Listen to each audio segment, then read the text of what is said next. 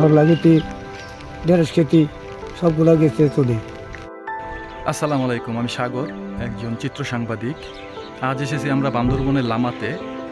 বন্যার পানিতে যে মানুষের দুর্ভোগ এবং কৃষকের যে ফসলি জমি নষ্ট হয়ে গেছে তা নিয়ে বাস্তব প্রতিবেদন তুলে ধরতে আমাদের সঙ্গেই থাকুন। কৃষকের যে দুর্ভোগ, যে কষ্ট, ওই বাস্তব চিত্রটাই তুলে ধরার জন্য আমরা এসেছি বান্দরবন লামা।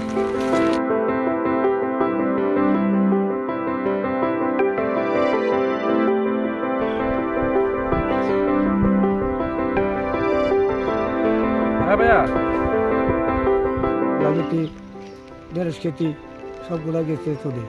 কোথায় গেছে তুলে? অনেক বন্যার পানি নষ্ট গেছে। এখন আপনাদের কি সমস্যা হচ্ছে? আমাদের সমস্যা এখন কী করবো, আমাদের লোন লইয়া চাষবাস করছে, এখন কী করবো আমি চিন্তা ভাবনা করি। এখন টেনশন সমস্যা কি চান? জি কি চান? আপনাদের চাওয়াটা কি? এখন আমরা জানি সরকার কী করতে পারি। সরকারের কাছে দাবি কি? আমরা তো ক্ষতিপূরণ কী পাবো, আমরা সরকার কী টাকা পয়সা দিলে আমরা কিস্তা করি, এত আমার ছেলে মেয়ে আছে, কী করবে এখন।